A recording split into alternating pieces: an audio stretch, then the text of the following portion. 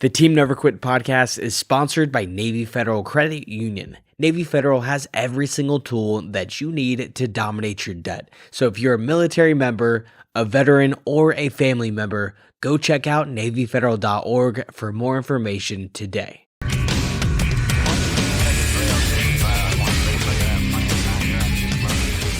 Ladies and gentlemen, welcome back to another episode of the Team Never Quit podcast. As always, thank you guys for listening and watching, and please don't forget to hit that like and subscribe button wherever you get your show. So today, before we get to our very lucky guest, let's kick it off with our weekly Patreon question. This week we have got, what is your favorite outdoor activity? What do you got? Well, I live in the mountains by a lake, and we got into, I'm not a surfer, I was never a surfer, but with the proper boat, a wake surf boat, you can surf behind a boat. Yes, you can. Wake surfing is probably one of my favorite outdoor activities. Easy on the body. Big man can get pulled up by a boat, get into a wave, throw the rope, and surf for as long as you want. So I'd go with wake surfing. What's yours, babe? Favorite outdoor activity? Probably playing with the dog. Either that or on the tractor. I think mine is golf. Yeah? Not gardening? Gardening and golf. I mean, I'm thinking like a sport. Oh, is that where we're going? All right. But It's just any kind of activity. if it's just being outside gardening, if it's being active, it would be golf. Trying to get the kids to play freaking golf. The oldest picked it up. Mine is definitely golf. Yeah. Definitely. If anybody out there wants to hit the link sometime, let me know. I'll go play. If you're curious as to what an addiction looks like to a sport when they just pick it up, my son has it. Like, I literally was sitting there, bro. I'm like, hey, man, I'm going to drop some wisdom on you. I'm trying to talk to you. And right in the middle of me talking to him, he starts to do a waggle and he like brings his arm back and hits a golf ball. An air swing. Like right when I'm talking to him. I'm like, I'm sorry, man. Are we in the middle of something? I think you have to with golf too, right? If you're not in it all the time. If I don't do that, I'm going to lose the swing. Well, then he kept doing it. So I was like, okay, maybe there's something here. And then he's a hell of a striker. So I don't know where, I guess I wasn't paying attention when he was younger because he played baseball. I should have put his ass in golf. I tried. He just didn't have a bite for it. No. Well, it's different growing up. I don't know. Especially growing up where I did, everybody played baseball, football. So golf never really got that popular until you kind of hit that college, out of college kind of. But I tried to teach you to not follow trends and just be your own person. And you could be a golfer, a baseball player, a football player. Well, he turned into that. Well, I know that's who you are as an adult. But as a kid, I tried hard to get him into all the things. That's a good question. Yeah. All right, brother, you ready? Yes, Let's sir. do this. Thanks for coming out here, man. Yeah, I'm my fired to have pleasure. you up. Yeah. All right, let's start. This is Mr. Robert Gallery. Where'd you grow up? I grew up in a small town in northeast Iowa. My address town was Masonville. Population maybe 95. There was a fish fry on the weekends, a bar, and an elevator, a grain elevator. But grew up outside of Masonville.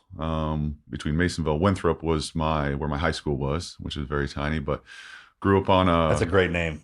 Right. That's why we call you that, Winthrop. Yeah. I mean, it was all when we found that out. So grew up there. My dad farmed. My mom was a nurse. My mom helped when she wasn't nursing. She helped farm, but we had about 400 acres. That's what my dad did. And just no cattle, but all cash crops, corn and beans. We grew corn and soybeans. So grew up there. I've got 4 siblings. There's 5 of us total. I got 2 older brothers and older sister. They're your size? Close. My brothers are 6'4", 6'3". My sister's almost 6'3". So we got some size. Force. That's a family, right? That's a family force when y'all come walking in. It is. It's we're a big family. And then as the story will tell later, like we became, sports was our thing, obviously. And your dad, like the whole family is into sports, right? Yeah, my parents did sports, more just high school, nothing beyond high school, but that was their thing. My mom did a bunch of sports. My dad did football, basketball, all the things. We were just, that's kind of what our families did. No wrestling? Some of us. My younger brother was a great wrestler. He was a runner-up state wrestler in high school. I did peewee wrestling, but I was, tall and lanky. So I was not developed and I was not very good. We tried it, but tried to learn it. And then it got to a point where I'm like, this isn't my thing. And I did basketball. Yeah, I feel like you guys, when you get to a certain age, they look at you and you're like, hey, this guy could be a wrestler, as a football player. That's how they do it, right? Kind of. For sure. And I grew a ton, especially as I got older. But even when I was young, I was a kid that was a head height taller than everybody else, right? In grade school, getting out of the playhouse, I was the one that walked over the door. Where my brother was shorter, shorter per our family. So he got into wrestling. But yeah, you kind of figure out what you're good at. I was so tall and lanky that wrestling at the young age was not my gig.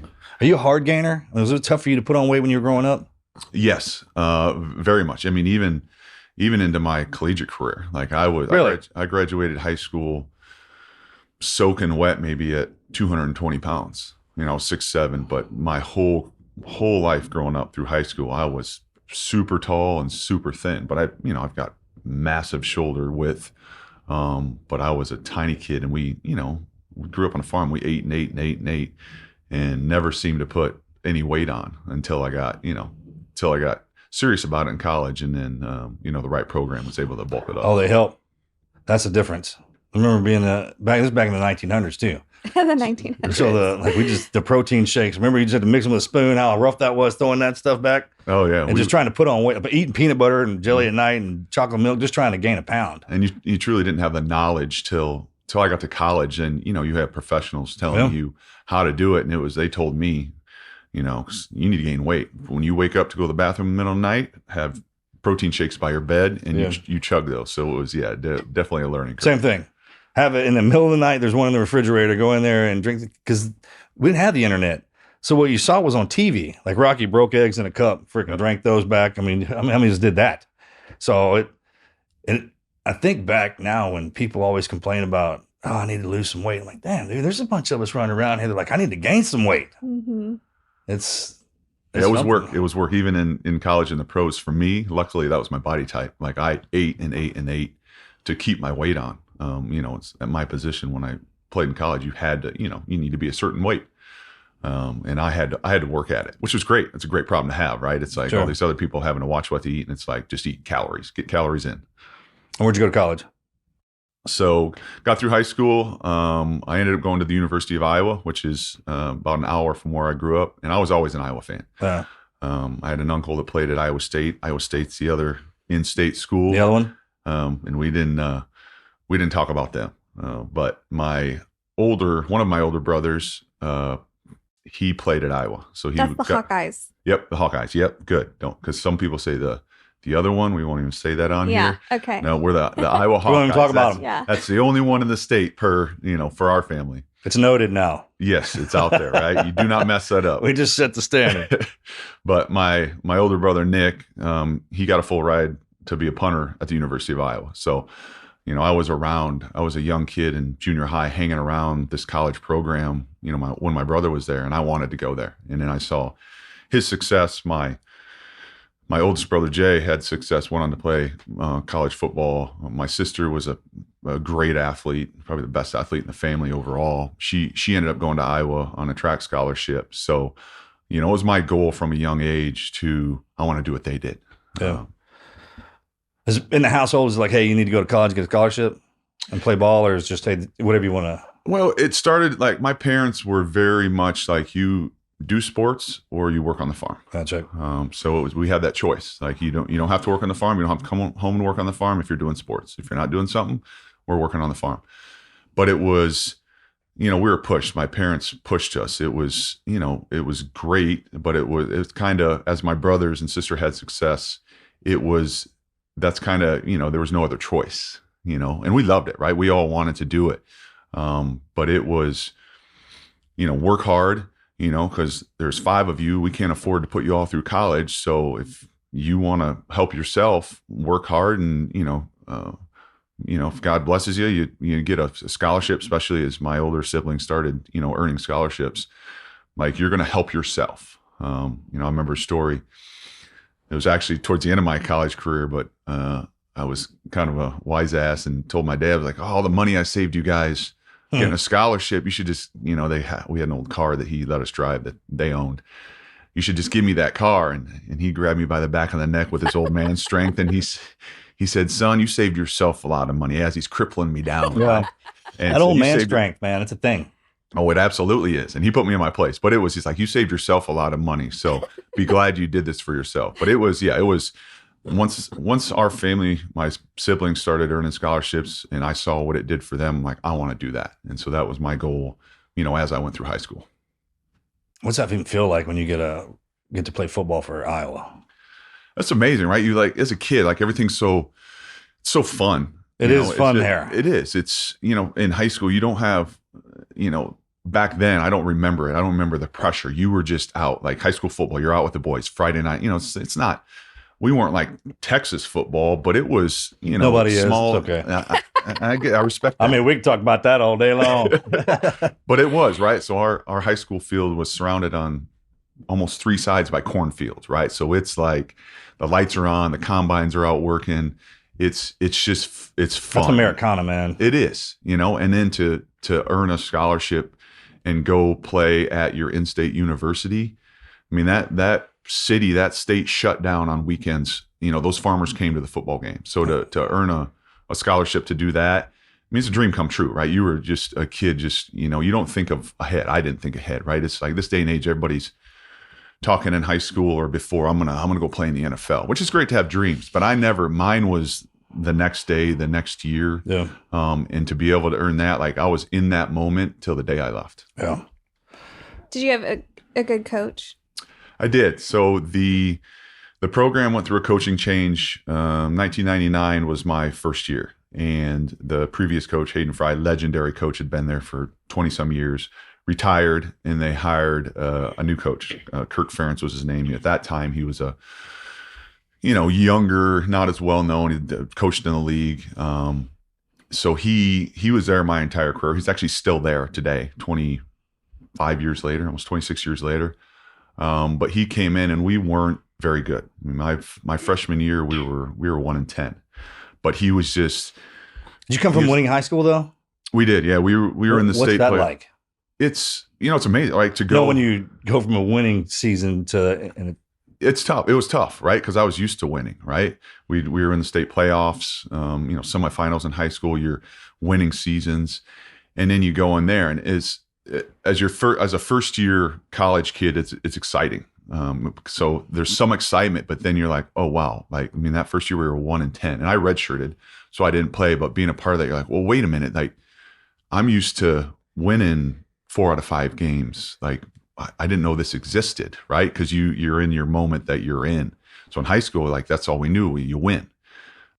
Then to get to college and that happens, you're like, oh wow. So it's kind of a start over, right? It's a new chapter that, this isn't as easy as it was in high school. Yeah. The winning part of it isn't. So to go through that, but the coaching staff we had, Kirk Ferentz was the head coach. We had a strength coach, Chris Doyle, who both of them are still great friends I talk to regularly. They were just guys that wanted to get the best out of you. There was no rah-rah. There was no BS. They were there to make you better. And as time went on, as a program, we did. And we ended up making, huge strides as a program, 1-10, then we were 3-7, 7-5, 10-2, right? It just, every year it showed what happened if you stuck to the plan and worked. The team grew too, right? You guys came in together and worked together over the years. Absolutely. It was a bunch of, and that's the thing where, some of these massive schools, and not that they don't work, but the LSUs, the Alabamas, they get the best talent that are knocking on the door to come there. And we're a school where we're getting in-state guys, we're getting guys that aren't very well known. Back when I was there was no ranking. Everybody has a ranking now coming out of high school. There wasn't that. But it was guys that just wanted to work. And that was the great part about our culture. There was no hot shot, no stud coming in. Everyone just went to work. It was that Iowa farmer Midwest mentality. Come in and you go to work. Hard work. Yeah, and it is. That's all we knew, right? There's no show button. And that's what Hey, you got you up there. Yeah. I can't believe the coach has been there that long. I mean, we're so used to seeing like LSU and A&M and, all these Southern teams, and they lose like 2 games, they're out. That's what it feels like. Yeah, transition like toilet paper, like a man. turnover. What do you think builds a great team? I think it's the people. I think the people and the culture. The thing about Coach Ferentz, and as long as he's been there, and I think he's late 60s now, like he's never changed from the day we showed up 25 years ago till now. When I go back and visit with him, he's the same guy, and he pushes the same thing. The same things are important, and people get right. There is so much turnover now, so it is unheard of for a coach to be there that long. Mm-hmm. Right. But I think the university and the state knows what they have. Like, are we winning 11 games every year? No, but we're in that, 7 wins to 11 wins, right? It's a consistent program over the years that has done very well. Mm-hmm. And you get a leader like that. And that's the small, nothing against other parts of the country. I know Texas is great. I know like the Midwest people. Right. I put you in the same realm as us Midwest people, right? You come down here and it's that Midwest mentality, right? It's that work ethic, no showboating. It's about being the best we can be, doing it the right way, and being good people. You know what we say about y'all down here? Reliable. That's how we phrase y'all. That's the Midwest. If you come across one of them, they're reliable. Like they'll get in there and bust their ass and get it freaking done. They just have to. That's just kind of the way it is. And I guess the trick is once you develop the team, because guys start to graduate, is you got to start picking guys to backfill that, right? With enough time to train them to get good with the team. Because I don't care, like where we're from, I don't care how good you are, man. If you can't be good enough in the team, like you can't outshine, then that causes some problems, right? For sure. And that was a great thing. We all have egos. Let's not get it twisted. I'm not even saying that part. But the egos were within check and the team came first, right? I knew I needed my buddies next to me on the offensive line. For me to be great, I needed them to be great. That's a great way to say it. So I counted on them. It was never all about one guy. We knew as a team, like, hey, we all got it. We're all average, but when we work together, right, and buy into what these coaches are saying in the work ethic and all that, like we have a chance to be a great team. Yeah. I hadn't heard it put like that, but that's a good point, because those egos we carry around, yeah, man, they may suck to you when you're by yourself and you're out in the crowd, and but you ever plugged him into wherever he goes, his ego fits right in. Absolutely. And it's like gasoline for whoever it is he's next to.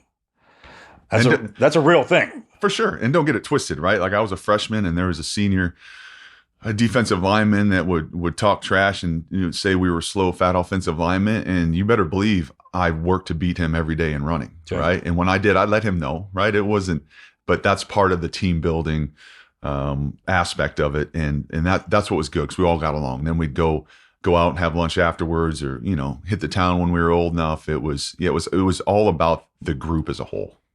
Well, and you got to be inducted into the Hall of Fame. Yes, so I was inducted here in the past year I'm in the University of Iowa Football Hall of Fame, and in this past year I went into the College Football Hall of Fame. That's a big deal. It is, yes. It was. That's a big deal. It's a very big deal. Congratulations. Thank you. And it was an honor to be there to watch you get there. Yes, we loved being at the game that they honored you at. You got your damn number up there. Good job. Yeah, it's very humbling, and because of going in at the University of Iowa, if you go into the College Football Hall of Fame, it's hard. You go on to the Ring of Honor in the stadium, and so I'm one of 12 guys up there, and you guys came back to see it in the fan for how we do it at Iowa. When you walked in there, and everybody kind of like, you're definitely from that town. Yeah. They spotted you. I could hear you screaming your name from a mile away. So you did right by them for sure.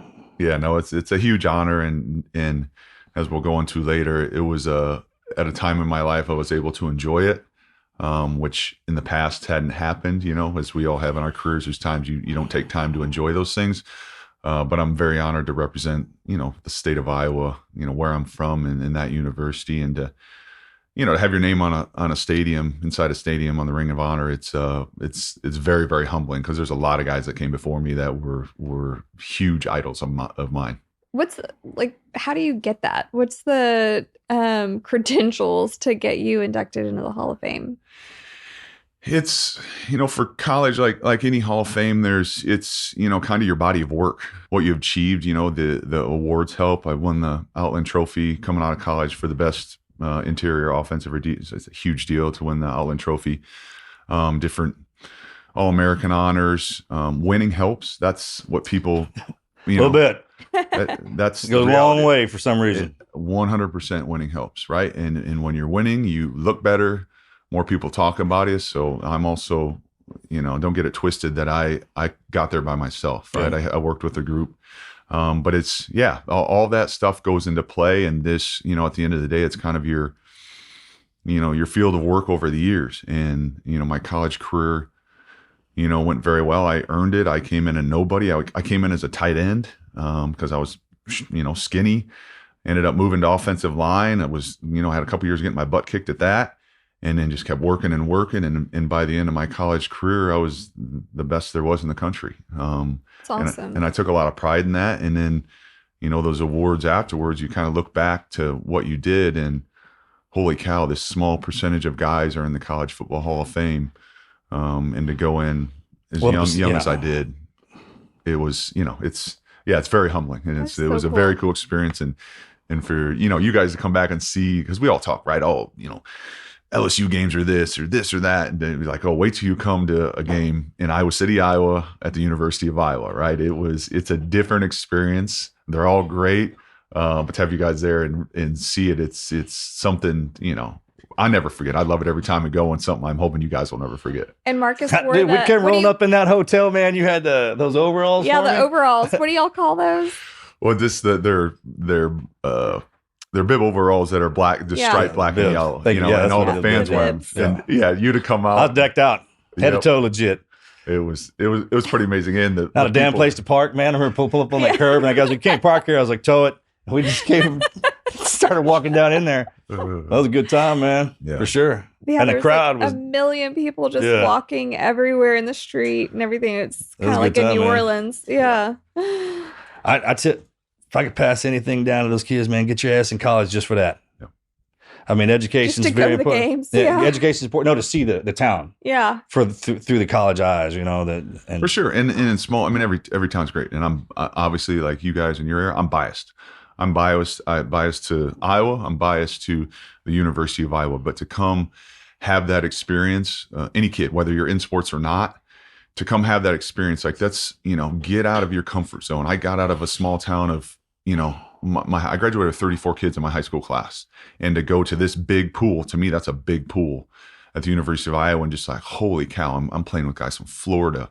Yeah. I'm playing with guys from all over the country, and just the experience itself teaches you so much, as you get older, and you appreciate it now that we're our age. Yeah. How do you tell those kids in high school to get there? What's a couple of things they need to hear? That we didn't figure out while we were in high school and no one told us. And then after you get done now, you look back like, damn it, I should have told myself this, or I wish I would have heard it like that. Yeah. Luckily for me, I had my older siblings pushing me, and because they had made it to that point, made it to college. But, I look back now and it's like, you can talk about it all you want. It's great to, I want my kids to dream. I want them to talk about what they want to do. But this day and age, it's more talking about it, in my opinion, more talking about it and watching it. Right now, it's like kids are watching guys on YouTube, right? You have to go out and do the work, whatever that is. And I'm not saying you have to be married to football, right? I did all sports. I ran track, played basketball, but you just got to continually work. And that's, it's such a simple thing. But if you're not continually working towards becoming a better athlete, not just necessarily a football player. I mean, my older brother, when he went to the university, he told me, right, and I looked up to him. He got a telephone pole from behind the barn. We cut it into like a 6-foot section. And he told me, he's like, if you want to get tough and be stronger, you need to put that on your shoulders and do lunges across the lawn and notch it every time you did it. And I was a young, I had that leadership from him. Okay. So I'd get out there every morning with this telephone pole on my shoulder doing lunges, and then I'd notch it, right? And I did it for, 2 or 3 years. How do you still have that thing? It's still sitting behind the barn. Nice. And, and it's things like that you don't think about. And it's just continually, like, just pushing to be the best you can be, right? You don't worry about what's going to happen in the future, like in that moment. And that's that's what I'd say. Don't worry about all this other stuff, all this pressure that comes along now, all your parents telling you how good you are. Just continue to work at what you do to be a better all-around athlete and person. Yeah, those freaking logs, man. Yeah, it's stuff like that you'll never forget. Never forget those things. Marcus and the cinder blocks. Dude, and that log, when we get the buzz, we have one there. Old Misery. That's her name. It's engraved there. That's the funniest. Even talk about making everyone equal. Put your ass underneath one of them. And it's funny when you say it like that, because what is a good parent? This is where you have to know your kid. You tell them they're doing good all the time, and so they'll always think they're doing good, or you the parents like, hey, he never told me I did good, so I was always working harder. Yeah, you look back on it, you're like, I'm glad he never told me that I did good.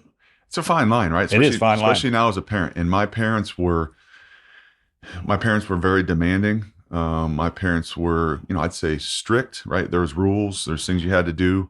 There was times that maybe I didn't agree with how they did things, but I look back, I got my 20s and called them and thanked them, right? Because they pushed and pushed us to like, hey, that's great, but what about this, right? Yeah. So it was the fine line of pushing, but not pushing too much. And I love how I was raised.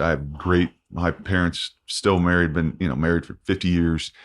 I love the way they raised us. I take things, how they raised us, and use it with my kids. But I think that was part of it. It was and I have a hard time figuring it out with my kids, the fine line between what's too much and no, I'm going to hold you accountable and push you, because that's great. But what about this? You did this, but what about this? Or what happened here? And that's the fun part of being a parent. And I think when you've been a high level anything, right, you fight with that because you don't want to push too much, but you also, sure, you see what they can do. Yeah. Oh, you know what's in there. Right. I started doing this, bro. I was like, hey, look, as your father, man, I want to tell you that I'm proud of you. I love you. I was like, but you never got to experience your grandfather. And just to give you a little bit of what I had to go through, just to show you he loves you, get your ass outside. This is what he would have said to you, right? So it's not really coming from me. It's coming from your granddaddy. Right. That kind of deal. I try to mix it up too, because how many of those pros have you seen like I hated playing? Right. Well, and that's part of it, right? It's this day and age with, everyone's starting so young. So it's also the burnout. Like, my wife played college basketball at Iowa. So we're still a sports family, right? She played basketball when I was there. So we are into team sports, and we know what it takes to be successful. And so we're both pushing, right? So we have a good relationship to bounce out like, hey, we need to tone it down a little bit, but also knowledge. There's certain things my parents didn't know, maybe necessarily nutrition wise or things like that. There's things that you learn as you grow older. And I'm like, hey, I have this knowledge. So I tell my kids, I'm not going to give it to you. It may be a lot, and maybe you may think it's too much, but hopefully someday you'll appreciate it, because that's good. I'm not doing what I should do if I don't give you the knowledge I have, whether it's eating, training, all these things. So it can be overload for them because they're, 12 years old. And they're like, where's the fried chicken on Sundays? Exactly. Yeah. Thanks, Dad. Yeah. I know what protein is, but can we have a donut? Right. Yeah, donut, sweet tea. Yeah. Like, why you used to drink? I'm like, well, it's a good point. No. Yeah, I did for sure. But there's this.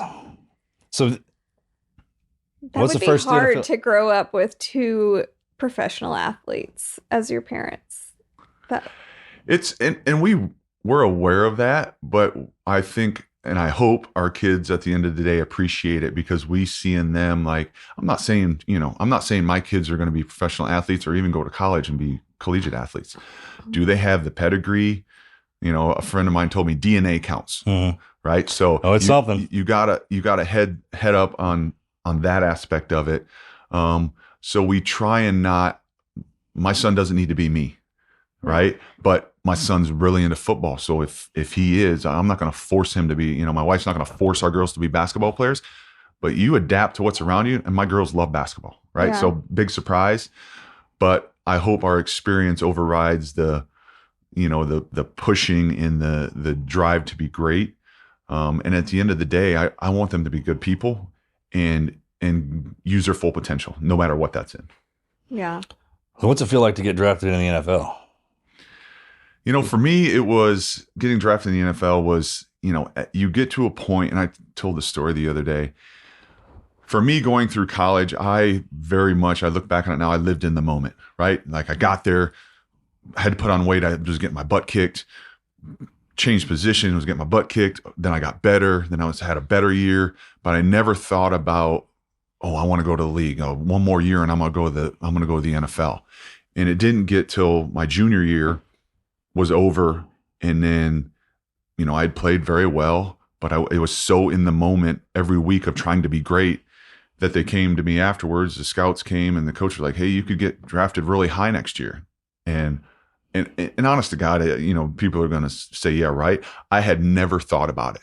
I went into plans. It wasn't, no, because I was a junior. So in my mind, I'm going to finish college because what do my parents say? Go to college, get a degree, right? And finish what you started. So when that happened, I was like, I got another year, So it was great because I'm like, wow, I have earned the right to have the opportunity to do this. But there was no way in my mind I was going, even being, them saying, "Oh, you could be a top 10 pick." I was like, I have not finished what I wanted to here. Yeah. So I came back my senior year, had a great year, and then ended up, I was the second overall pick in 2004, which for a lineman is, obviously a very big deal. It's second overall pick for anybody is a big deal. Yep. But it was mind blowing, right? I still come from a small town. Where were you at when that happened, when you got the call? We went to New York, actually. So I got invited to be at the draft in New York. And I'm like, man, my family would never do, right? It was a thing. Like, I want to be home at the farm, but I'm like, oh my God, this is like, so whole family went to New York, right? Oh, fun. And it was amazing. I watch it all the time, man. It looks like a Did you go to the combine? Like the training? Yep. Beforehand, I went to the combine, did all the running. So you have to get invited to that. So I went there, did all the stuff, all the exercises, did the running, did all that, did well in that. And I was, I was 320 pounds. I ran very well. That was, I had the attributes to do it. I could run and jump. So did that. And then, got invited to go to New York, was there, you get your name called, you go hold the jersey. And then, we're country people, and we got done. We're like, what do we do now? Oh, we're going to go out in New York, right? And they tell us to go to some rooftop bar. We go and it's like $8 Coors Lights. Yeah. $20 beer night. It's cheap. And we had a couple and we're like, this isn't us. Let's go back to the hotel. Got a couple cases of beer, went back, sat in the hotel with my family. And my family's super tight. So it was a great experience for our family. But at the end of the day, it was about us as a family. This is in 04? 2004. So New York was primed up. That was right after 9/11, man. So there was a lot of pride in there. Yep. It was great. I mean, it's good there. Part of the country we've never, we travel a lot as young kids, but not, we didn't spend time in New York, so to be there is like just another worldly experience for our family. We used to be the best. Yeah. That's really something, man. You still got the jersey? Yep. Still have the jersey. Framed up? Gave me. Yep. What's that feel like going into those, like we all search for a feeling. And I know when I found out I got a chance to go into SEAL training, that was just the thought of being there. Right. So when you're going into the combine, you're looking around, everyone's around you, and then you get drafted in the NFL, man, it's got to be something. It is. It's, like I said, at that point, and it was, I mean, once I knew, I have a chance to do this, like that's the next goal, right? In college, it was, I want to be a starter. I want to be, all conference, all American, earn these honors. And then I checked those things off the list. And the next one was, I want to make it to the league. Right. And then to get in there, and then you're in with, I get drafted by the Raiders and I show up and Jerry Rice is there, Tim Brown, right? Some of these guys that I watched. Mr. Jerry was there? Oh, he's awesome. Oh, he is, right? Oh, him and Tim Brown. I mean, I saw a commercial with him and Matthew McConaughey the other day, man. And I freaking loved watching that man play. Oh, they're the best. And that they played so long that, as a young kid, we watched them, when we got games on our 3 channels on our farm. Yeah. You're watching them. And then I'm in a locker room sitting next to him and he's talking to me. Right. So that's like those experiences, like, holy cow, like coming from a small town and call my parents. And I'm sitting next to Jerry Rice. Like Jerry Rice knows who I am and said hello to me. Right. It's like as a young kid, you're still, even though I was in my 20s, like you're still a young kid. You turn back to a young kid at that point. Oh, sure. Meeting these guys. Well, that's when you learned about them. I'm saying you can't help that. That shows up. That can still show up. Like if somebody walked in on us from our childhood that we looked up to, if we never met, man, that still happens to me. Oh, for sure. Where was LA at? Where were the Raiders at when you got drafted? They were in Oakland. Yep. So That's some bad fans, dude. Them suckers are awesome. Oh, it was, and that's you learn, right? And you probably fit right in there, man. I didn't know much about, right? Because I didn't follow the pros when I was in college that much. We didn't have time to watch pro games, and two, I was worried about my college career and getting to class and graduating, and so I get there, and then you learn like how the fans really are. Like you go into that stadium, it's in the stadiums in Oakland.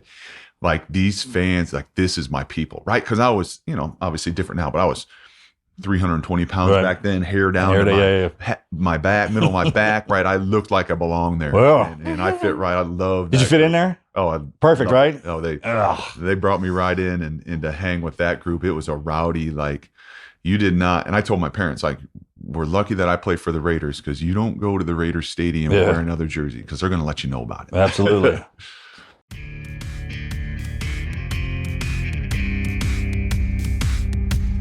Imagine this. You're sitting in your car, minding your own business, when boom, someone tries to rob you. Your heart's racing, and the last thing you want is to fumble with keys or deal with a complicated lock. That's why the Stop Box is completely changing the game when it comes to personal safety. I've got the Quick Strike set up in my car, and it makes driving around at night feel so much safer knowing that I can protect myself in seconds if need be. It's sleek, it's easy to use, and it just makes me feel so much comfortable being in my own vehicle. And they've also got a really cool setup for home. Their original Stop Box safe is just as reliable, and it's perfect for keeping your firearms secure and accessible without the hassle of keys or batteries. For a limited time only, our listeners are getting a crazy deal. Not only do you get 10% off your entire order when you use the code TNQ at stopboxusa.com, but they are also giving you a buy one, get one free for their Stop Box Pro. That's 10% off and a free Stop Box Pro when you use code TNQ at stopboxusa.com. Discover a better way to balance security and readiness with Stop Box.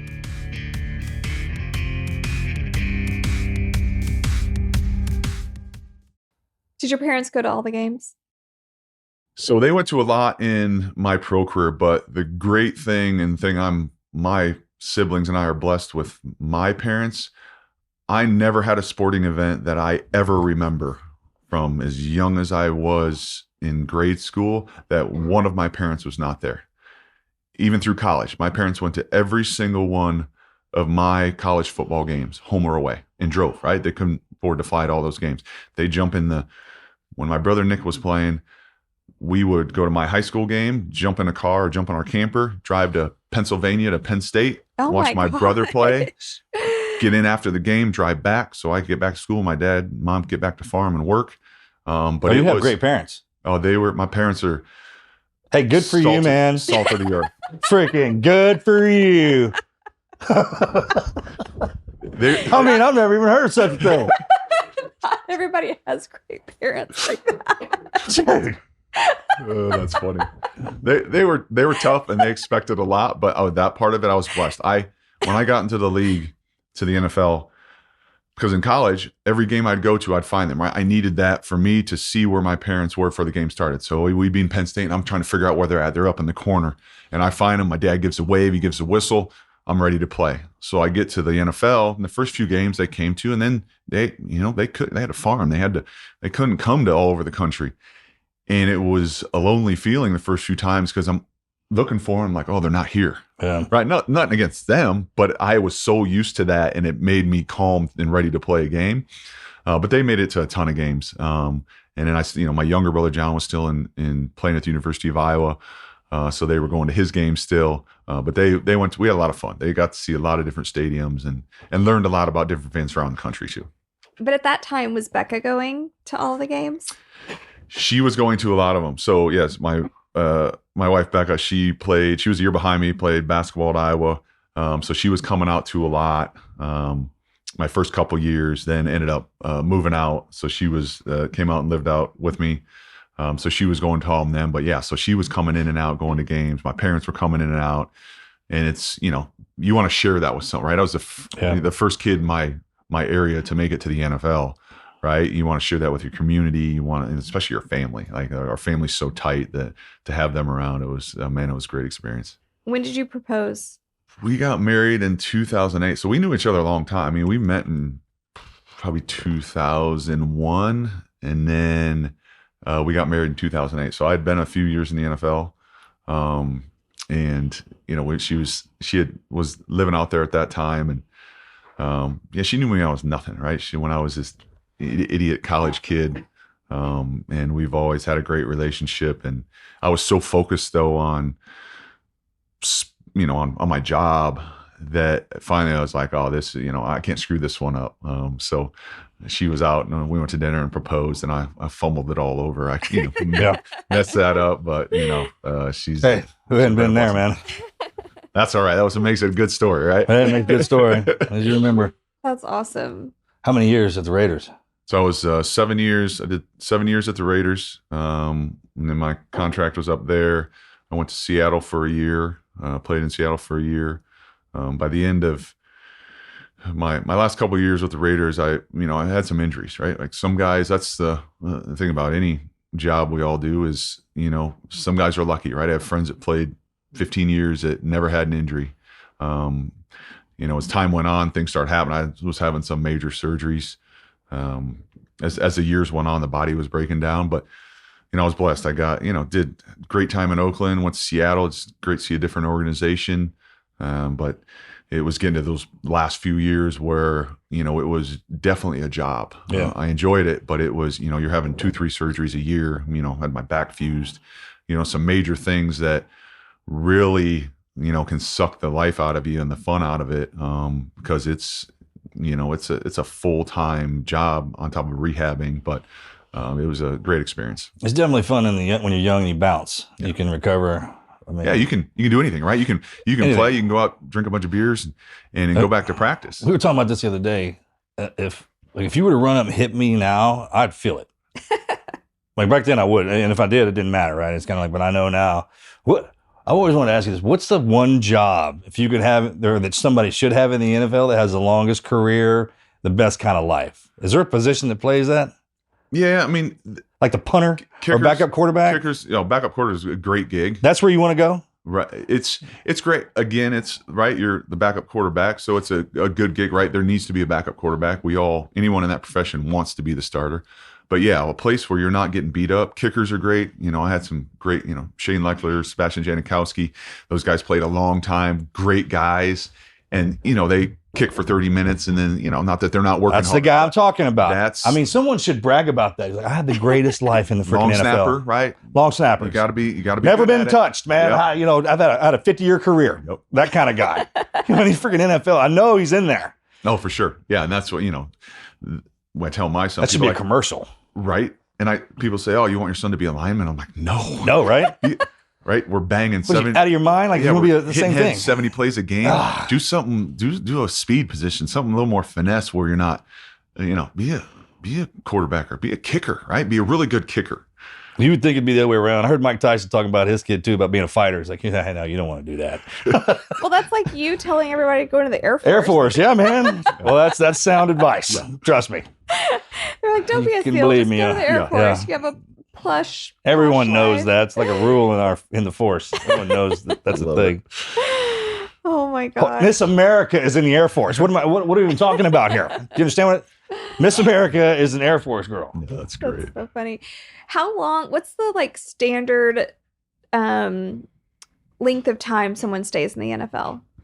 You know, I think the average per the whole league. You know, the last I heard it was like 3.2 years is the average of what, you know. So you got you know, that's the thing about football. There's 50, you know, the rosters are big, right? So there's continual turnover, right? So the careers aren't that long because there's only so many teams, only so many spots, right? So the average. That's probably not going to change either, huh? I don't think so. I think owners hold that pretty. Yeah, and I think the day of, you know, guys playing, there'll be those unicorns that play 15, 20 years. Yeah. I think there won't be as many of those because guys are faster, stronger, right? Their guys aren't. Did you see Saquon Barkley jump over that dude backwards the other day? It's insane what guys can do now. I mean, it's all these one-handed It's starting in college. And I mean, flipping, landing on her head, stepping back up with a smile and a touchdown. It's the most amazing thing to see these guys. What do you think that is? Is it like flexibility training? Like doing? I think a lot of it's starts with genetics, right? You got to be, some guys are just freak athletes. And then some of these guys work in like him, for example. Like I know these guys, they train. I mean, it's just the way they brought the training you can get now, and they've developed into, balance. There's so many things, but the stuff guys can do, I'm blown away. These guys are making catches, these jumps and spins, right? We were big dudes. I was 320 pounds. Like I was athletic and mobile, but you see what some of these guys are doing and you're like, how does that happen? Right. Yeah. But then you think back and my old strength coach said it to me the other day. He's like, you kind of forget what you did, right? You forget the things that you were doing. People were saying that about you when you were, but yes, it's crazy now, the athleticism of what guys are doing, and guys are starting in college and before training like we were on the pros. Yeah. But with the good training. Right.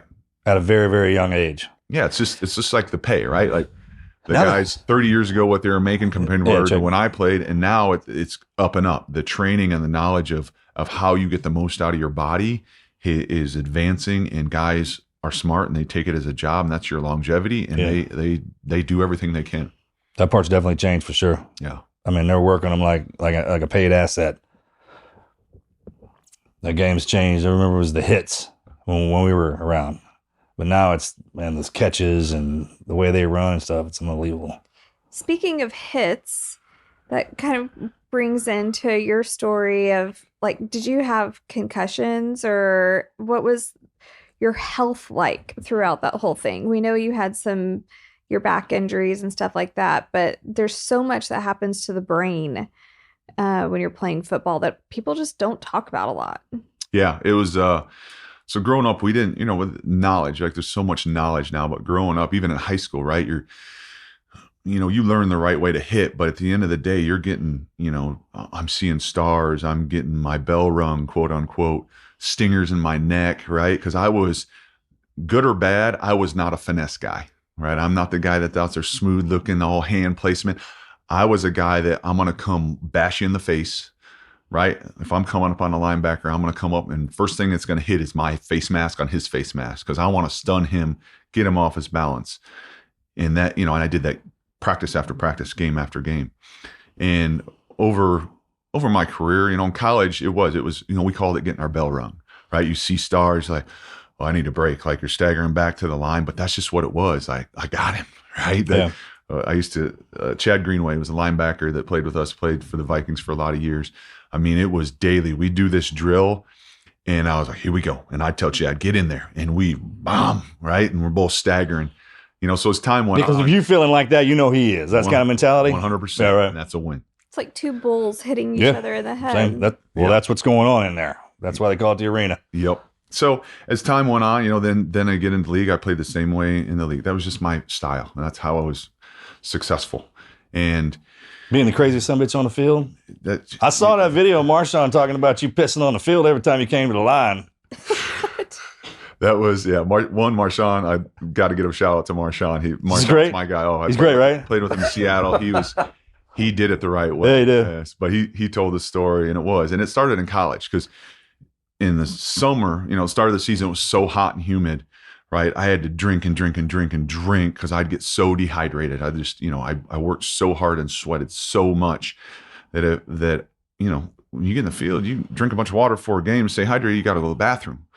Well, one day I didn't know what to do, so I had to go to the bathroom real bad, and the game's about to start, and I'm like, the only thing I can do is sit here and go. So I'm sitting on the bench, and you just go, right? Oh my gosh, you just peed on the bench? Just go in your pants.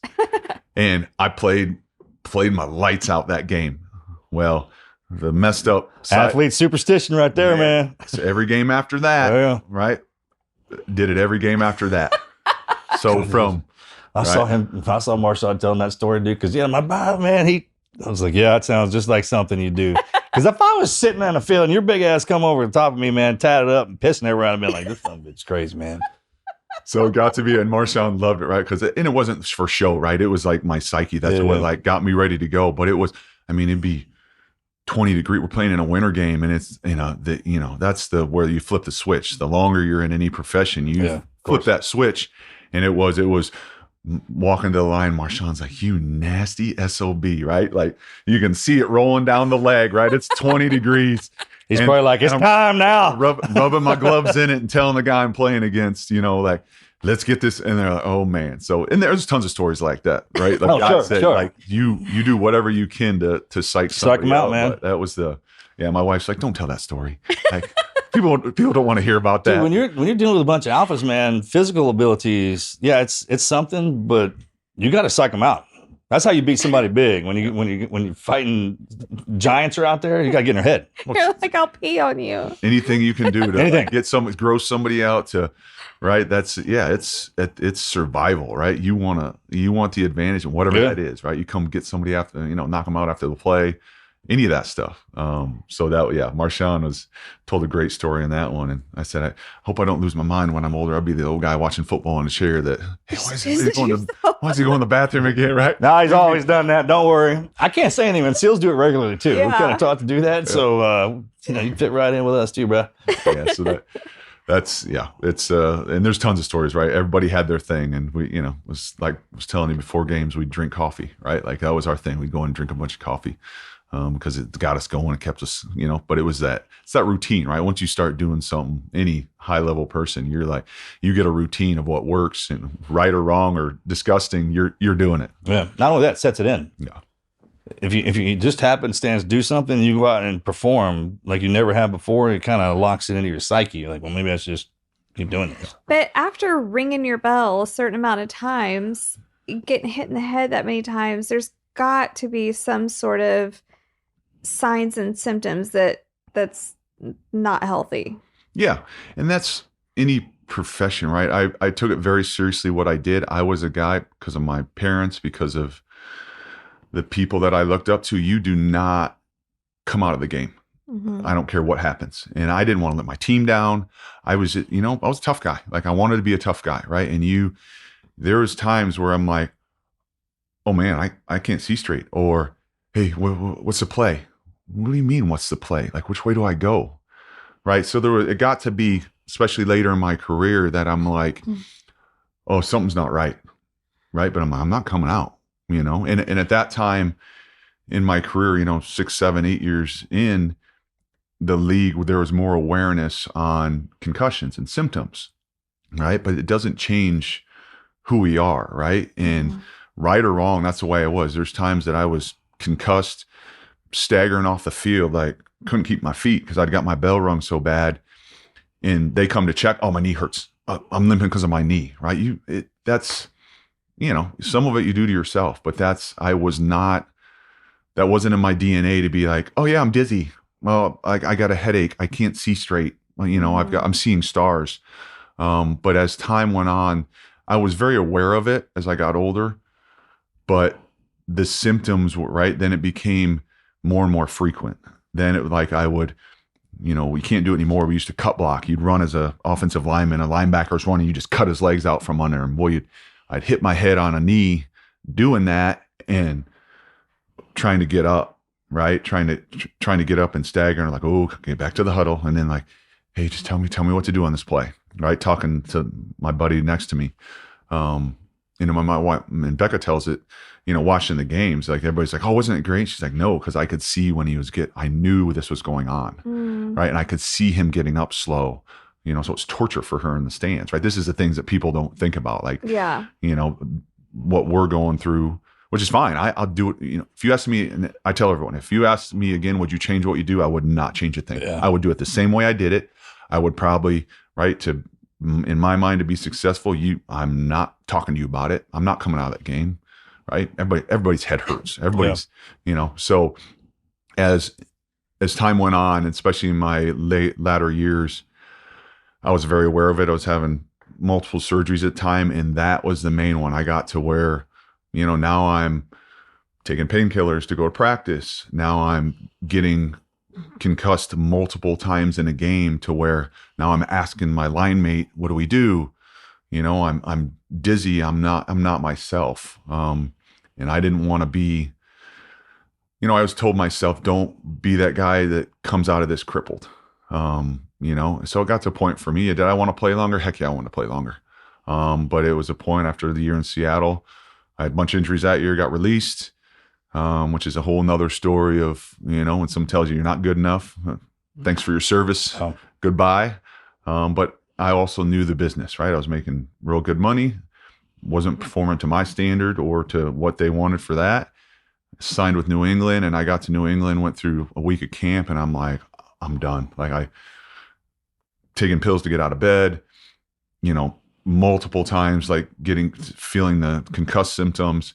And I'm like, I can't do this. I had kids at this point. I'm like, I'm not doing that to myself. And I decided in camp, right? And it was tough. Like, I felt like a quitter, but I'm like, I'm done. I'm not doing this anymore. And you look back on it, and right now it's hard to admit this, but there was time and point during that training camp, right? And I feel like a coward saying this, but there was a point where I was like, I wish I just blow my knee out or blow my Achilles. So then it's, that's the reason I retired, because I did. I felt like that was a lot of guys. Yeah. And it got to that point where I'm like, oh, it's time to be done. Cause you don't want that, first of all, but that was me. I was like, oh, am I a coward? Am I weak? Cause I'm calling it, So, there's a lot of stuff that goes on the aspect that I think people don't think about. And then, especially with the brain stuff, and that, we learn more about that afterwards. And that's, kind of where, my story started, with the brain stuff, and we can go into that.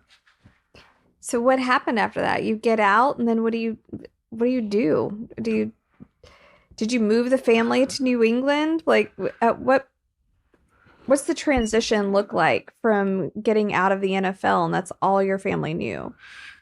So we had our place in California. And when I went to New England, we just rented a house. So we had, my wife had come out for a game, but it was, we went back to California. And, you're lost, your identity, this is all you did. Right. So I'm used to getting up in the morning and going in and working out and drinking my coffee. And so now I'm getting up and I'm making a pot of coffee and I'm drinking the whole thing because it's game day every day, right? Because I'm not going to work and practice, right? So the whole identity thing, right? You lose that. And I think everyone in any profession does that. And it was hard. Now I'm home all the time, right? We've got young kids, right? Later in my career, with the brain stuff and, all the concussion stuff, and my body was beat up, and I was not a pleasant person to be around, right? Like, it was tough those last few years. And my kids, my wife were not used to me being around. I get up early in the morning, go to work, come home late at night, go to bed early.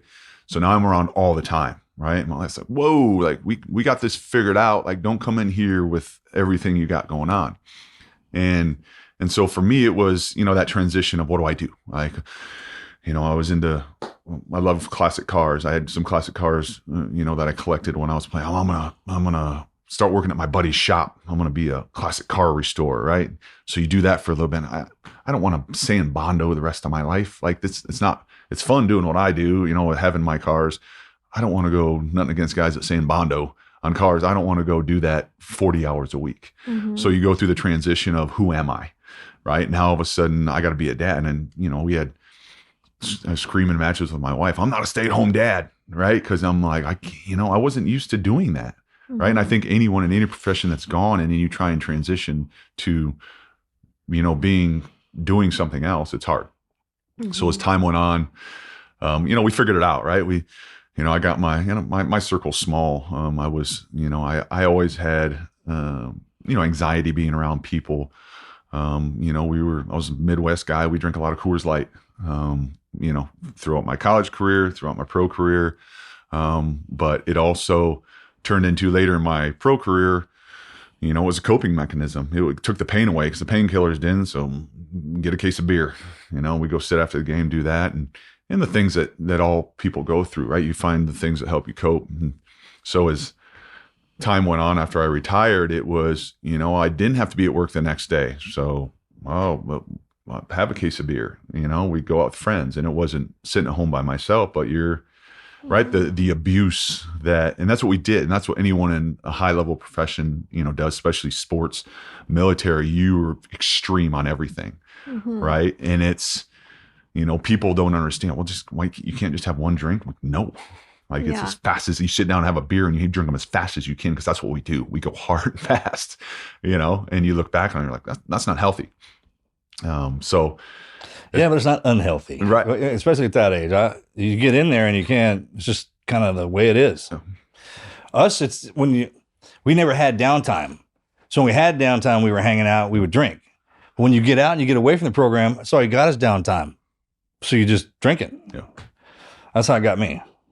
Yep. And as time went on, it was that. It was, and then I thought it was my profession, right? Because you got to go, the position I played offensive line, and you have to be on every single play.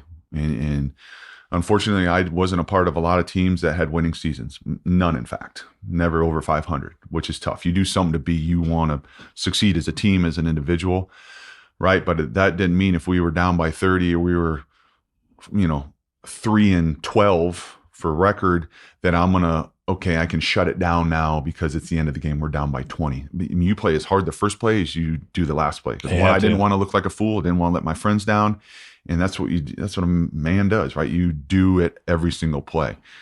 So my mentality as time went on, I thought it was just being a professional, right? I was angry, my trigger, the rage I would have. And I thought this is what I have to do to get myself into the arena, right? As you talk, well, then you're at home and that happens, right? With your kids, with your wife, and you're like, this isn't normal, but I can't stop it. Mm-hmm. And as the years went on after retirement, that would happen, right? The littlest things would trigger me to, and everybody gets upset. I mean, I'm talking stuff far beyond anything that should ever trigger you, right? The rage went from 0 to 1,000,000 so fast over nothing, right? Over a kid laughing, over, my wife saying, let's eat outside. And I mean, there was one instance I remembered, let's eat outside today. And I got so enraged that I got up and left because she wanted to sit out. And I know it's not right? So I'm aware that these things aren't That's right. the worst. Yeah. When you know it. Right. When you're aware, and that's a good and bad, I was aware of what was going on. So as time went on, things for me just started to spiral. And it was the, alcohol abuse, because that's how I was able to go to the kids' school fundraisers, drink a bottle of tequila, because I was social, right? And my wife says it actually made me, it took me away from what was going on at home, because I could go chat, right? No one knew I had a bottle of tequila in me, mm-hmm. right? But I could go talk to the people at the fundraisers and be socially around people. But at home, it was, you don't like to talk about it, but I was trapped. I mean, nightmares, suicidal ideation, the rage, the ups and downs. And Becca says it the best, like the deadness and darkness in my eyes. She's like, there was nothing there, right? And not proud of it. But I remember sitting in a chair, with my kids laughing, just sitting in the back of the room shaking because it was enraging me so much, their laughter. And what is wrong with me? And I thought I got to the point where I thought I was losing my mind. I'm a burden on my family. Like you talk about believing something, but hard to say. I told my wife, I'm a burden on you and the kids. Here's everything that we have, this is not going to end well. Like I need to go. Right. And good that I was aware of it, but it was torture, right? The ringing in my head, the nightmares, right? I'd try and get through the day, I wasn't, I was not a partner to my wife at that time. She was taking all the kids I couldn't go to sporting events because someone would trigger me, or I'd say something, or she was scared. I never physically touched our kids, but she was scared. Like, can he handle getting them to soccer practice? I mean, that's what the point it got to. Mm-hmm. And I finally became aware, and it was all, after not sleep, then you start having nightmares, you start having suicidal ideation, then you don't sleep because you don't want to go to sleep because that's when it happens. And then I started to learn a whole lot about the body. And it was a freak deal I needed a scan, and I got a brain scan, through a deal I was going through with the NFL. And went in, took the brain scan, and the neurologist called us back in, said, you need to bring your wife. And that's when they said, hey, here. They put up a picture of a healthy brain for a 40-some-year-old person, and they put up a picture of my brain. And it was shocking, the amount of damage I had. And they had gone through, hey, this area of the brain affects this, right? Rage, depression, this, that. Look at your area. This part, there is no blood flow here. It looked like someone would put their fist through the front part of my brain, right? Mm-hmm. So we're looking at this, and my wife is crying. And I'm laughing. I started laughing, and she got so mad at me. She was like, what are you laughing about? And I said, I'm laughing because I'm not crazy. Like, this is the answer. There's actually something. There's a scientific reason. Yeah. Something going on scientifically. Because I thought I was losing my mind. The way I would get triggered, the ideation I would have. I mean, I'm like, I don't know what's wrong with me. So for me, that was kind of the start of my journey, was like, oh, I know what's going on. This is what's causing all this. And after that, it was like, what are you going to do about it? Right. And so for me, I'm a all or nothing, good or bad, right? Whether it's drinking, right? We're going to sit down and drink. We're going to drink it all. Yeah, we're going to drink. Right. So it's the same with my health. And I got to the point, I asked the doctor, hey, what does this mean? Because I was like, I want to fix this. I think I'm a burden. I want to be here. But the track I'm leading is trending towards that. I'm going to make a major mistake, and things are going to end very badly. It was to that point, and it just happened to all, thank God it all came together at this point, but it was getting to like, I'm not going to be here. And I believed it because I was so trapped. And so talking with the doctors and like, what can I do? What does this mean? Have you seen worse? And this is when you like listen, right? Like, 'cause before it's like, going playing football. Oh, you got a little bit of concussion now, whatever. I got practice tomorrow. I can't talk about this. And he just, I said, is it bad? Have you seen worse? He's like, I've seen a lot of athletes scans. There's been some worse. It's pretty bad, on the scale of what I've seen. And I said, well, what does that mean? And he's like, well, if you do nothing, I can't tell you have CTE till post-mortem, you have CTE.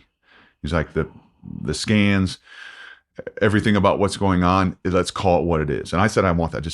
Don't give me doctor talk. And I said, okay, well, what does that mean? He said, well, if you do nothing, you're going to be a statistic. That's where this is headed. Like, you're already on the verge of being a statistic, right? And by statistic, right, guys that are committing suicide, overdosing, drinking themselves to death, right? Like, he's like, you're going to be a statistic. So I was okay. And it switched right then. What can I do? Well, you need to stop drinking. Alcohol is the worst thing you can do for your brain. Okay. What else? And so I started a journey at that point that went on about 1.5 years of doing everything I could in modern medicine. I was getting IVs. I was doing light therapy. Went in like you guys, my hormones were all messed up, right? I was waking up raging. Well, it's because my cortisol levels were higher than they'd ever seen, right? All these things because of the damage in my brain weren't converting in my body. So we worked on that for 1.5 years or so.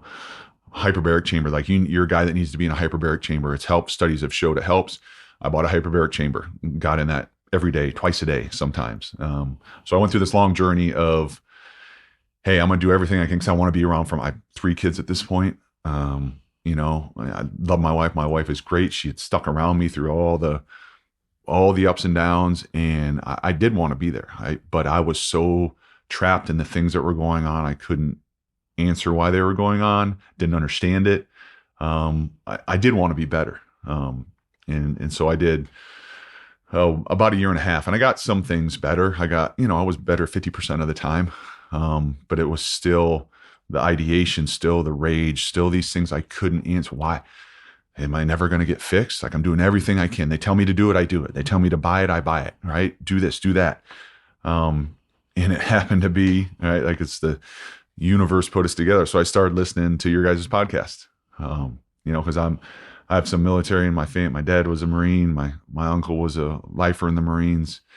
I've always had a high praise and looked up to military guys because I've known them, and we think this. I think as athletes, and very different what we do, but we think the same. Yeah, same family. I can talk to you, and you understand what my thought process is. So, listen to your guys' podcast. At that point, I think you had 200 and some of them.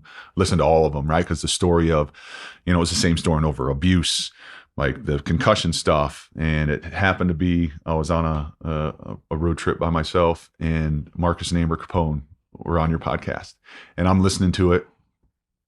And Marcus Capone's telling his story about football, and I pull over the side. I'm like, this is me. This is me talking. The rage, the depression, the alcohol abuse, the thoughts of being a burden, like everything. And I called Becca and I said, you need to listen to this podcast. I'm on there talking. Right. And it happened to be at a very low point of where I was. Even then, after that year and a half of working, long story short, she listened to it the next day, called me bawling. She was like, oh my God, it was you. I thought it was you talking. So that night, I listened to it. I'm like, oh, this is what I need, right? I'm listening to, your story, him talking, and all the other stories I'd heard. And I'm like, my last chance. And I reached out to the vets organization. I was like, there's no way he's going to call me, but I'm going to try. Next day, I get a call. It's Marcus and Amber Capone. Talked to him for 2-3 days in a row. But that first day, it's like, hey, there's so many things you can do, right? You can do oxygen therapy. There's light therapy. And I remember saying it to him, said, no disrespect, Marcus, hold my beer, right? Like, I've done it, buddy. And he's like, oh, copy that. So we talked, and he, obviously in his podcast, he talked about the organization they'd started and the medicine work they were doing. And I'm like, too good to be true, but I don't have any other option. And then he offered, hey, you'd be a good candidate for this. You'd fit in with a group. We got a group going down here in 3 weeks. And I said, I know nothing about it. Smoked weed marijuana a couple times in my life. Knew nothing about psychedelics. But I was to the point where I did want to be better. I wanted to be healthy. And if something right, I had that much trust in, your military. You called me back. Like, I trust you with my life, right? Didn't know that. I knew knowing the guy for 2 days. But that's how much I'm like, that meant to me. And long story short, I took the invitation and to go down to become, go with a group that he was taking down and do the medicine and, talk to my parents about it, talk to my doctors, brain doctor I was working with. And they're like, you're on this and this medication. And I had to get off all that because I learned this, Ibogaine is a, it can react with other things, and you have to be off all this. And they're like, you cannot get off this in a week to be able to be clean for 2 weeks. And he's not a big fan of other things showing up in there. Right. Exactly. Come find out. Ibogaine does not like surprises. Doesn't like surprises. So I remember asking my or uninvited guests. Right.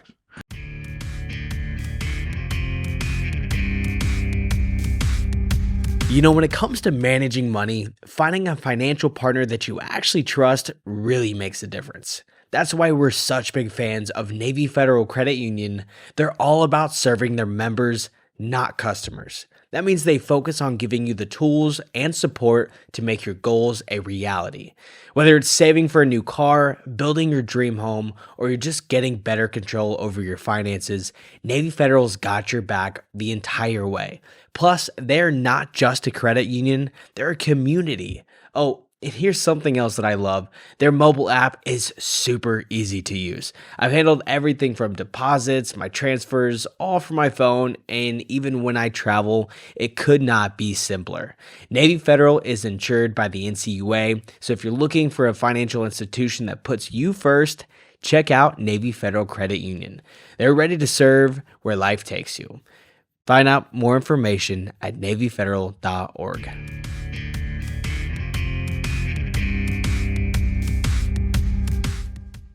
And I remember asking my brain doctor, I was like, is it going to kill me to go cold turkey on all my, my antidepressants? She's like, no, you're going to lose your mind. I don't care. And I went cold turkey. Cause I was going to this treatment. So got through that. My friends came and checked. I mean, I lost my mind, right? You find out how bad those medicines are. Yeah. And, raging. I show up at my buddy's shop. There are metal workers show up at their shop raging. Didn't know how I got there. They bring me back home. Like, just thank God I had the support system. Becca was up checking on me. I'd leave the house, like figuring out where I'm going. Because it was that way before all of this. I would leave the house and she's like, I didn't know if you were coming back. So go down to Mexico, go through the program. At that point, it was with a mission within, but through Marcus and Amber, they let me join. All the vets, was with a group of guys that welcomed me in, and the treatment changed my life. I mean, saved my life. I came out of it a different person. Stuff that I had learned going down, you don't believe it, right? I'm a Catholic, born and raised Catholic. I believe in God. I'm spiritual, but the stuff that you were hearing, like I had talked to a bunch of different veterans that had done it. I'm like, there's no way, but I'm going to believe this. I need this, And the day before I left, I was working out, running our driveway, and I was just burst into tears on the ground. My wife's like, well, are you scared of going? I'm like, I'm scared it's not going to work, because the result, if this doesn't work, is, I want to be better, but I am, I thought I was losing it. So go down. Go through the treatment. It was tough, right? Everything they said, it was something I've never experienced, but the changes it did in my brain, my body, my soul, everything, it was, if you haven't done it or know someone who's done it and seen it firsthand, you won't believe it, right? People listen to this and be like, yeah, right. But I came out a different human being, no anxiety, no ideation. The clarity, I went in with this ringing in my head all the time, in brain fog, to where it'd get midday and I'm stumbling, trying to get words out. What is wrong with me? Right? The brain fog and cognitive stuff. And I came out, after the 2 days, a different human being, like no noise, right? To hear everything going on. I mean, the birds chirping, the ocean where we were, so you had to go to Mexico to do it. And it was almost unbelievable. I'm like, is this real? And then that continues the story to where I'm at today. But that experience. And where are you today? So it's been, that's been since my first treatment down there. That was in 2021. So 4 years. 4 years ago now. Almost 4 years. I'll never forget when you walked in the door, because you were a surprise to me. Everybody else in the crew had been assembled except for you. And they didn't tell me anything about you. And you came walking in there, you had that wild ass look in your eye like I did. I was like, okay, all right, roger that. Bro, when we woke up that next day and you came down there and I had my head in that, trying to eat that soup, and you were like, I'm back, bitches. I'll never forget that. I'll never forget that moment. That freaking grin on your face. And because I was like, yeah, man. And then just systematically got better. It did. It was, the day we showed up to go down there, right? And I was scared, right? Again, you talk ego, you talk self-worth. Like, I show up with you guys, right? And I didn't know who was going to be there. I didn't care, right? I was just glad that they let me in on this group. And I walk in, I'm like, oh, that's Marcus Luttrell. And I remember saying to you, be like, hey, I don't know, we're all out of our minds. Out of mind, yeah. And I remember saying, hey, I don't know if you like doing your podcast, but it saved my life multiple times, like listening to the story. And then, like you said, we came out of that, like the brotherhood and the guys we keep in contact with all the time. So it's all the time. It's the best thing that ever happened. And to that's go the best thing I got out of that was him. I do think it was a divine thing, because I remember talking to Amber before and she asking, because I had assembled a private group. And you know what they call us? The Unusuals. Like, we actually have a nickname in the community now for our group. Yeah. Well, Amber had asked, do you care? There's one person that we'd like to add to the group. And she'd explained a little bit. And at that time, my mind was so crazy. Like, I just wanted Marcus to go. I'm like, I don't care, whatever. And I don't think I even told nothing. Marcus. That's how she's like, you're going. And I didn't even surprise that. People ask, like, what are you doing? I'm like, oh, dude, I don't really know. I'm like, I'm going to get better. Go. That's what she kept saying. Yeah, it's like, you need to heal. You need to heal. You just need to go heal you up. Yeah. Heal you up. Boy, that's what it did. Yeah, God put it, and I'm spiritual. I believe in God, but my belief now, God put us all together. Right? Yes. Like, where He truly did. He made me listen to that at that point to be put with this group, and the bond we have now, like it's undeniable, right? We came out of that, and I remember that day I was a different human being, and I said, I'm back. Like I could feel it, right? And I couldn't wait to get back to see my wife, because I'm like, holy shit, the guy that was dead. Yeah. Like I can't wait to show her this. I was the same way. I was such a hurry. Like I wanted to see what I can do now, and I'm capable of them, but they were still scared to death. Mm-hmm. I remember seeing Becca too when we walked in. She was kind of like, what happened to y'all? I'm like, can't explain it. I went to bed, woke up next morning, and the dude went to bed is not the one that showed back up. That's all I can say. Yep. And she told me that. I was talking to her about it last night. She goes, you guys don't understand. I wish I would have filmed it, right? I never would. I hear that a lot. When we walked back into that restaurant after getting back, she's like, you guys were laughing, like the light in your eye, like your eyes were dead before you left for years. And both of you, she's like, I could tell instantly you were a different human being. You hadn't even said anything yet, but the way you walked in, all of you, she's like, it's something that she'll never forget. And you believe, like you know, right? It was not a fluke. It was different, like the way we think, the way our actions, the way we, again, it's not. There's no speculation. Right. Well, that happened. It makes a point of that. Memorial Day week, like that was Memorial Day week of 2021. And we're in the second week of January 2025. And neither of y'all have drank since then. Nope. And y'all have remained accountability partners to each other. You've remained friends. And we're Catholics. I go to Mass every Sunday. Have you been going to Mass every Sunday? Will not. I think the Pope may be listening to this. Go ahead. I have not been as consistent. Oh, here we go. I will tell the truth, but I make up in other areas. There you go. I can't. That's my boy. But what I just think it's incredible that y'all. I do think it was a divine thing, and y'all having this accountability for each other is it's really awesome. And Becca and I will just randomly text each other too. You're part of our family now. And we had no idea anything about you beforehand. And it's just so full circle that you listened to the podcast with Amber and Marcus, and here we are today. And it's not like it just happened yesterday and we'll move on and forget about each other. This was 4 years ago. Yeah. You can't believe what me and that dude had to go through. I know. The only thing come out of that was a friendship. And, after that. And y'all went back. I never suffered. That's what he and I went through in the last 4 years. I've never suffered. There's only a handful of people. No, I've never even suffered like that with anybody else. There's only.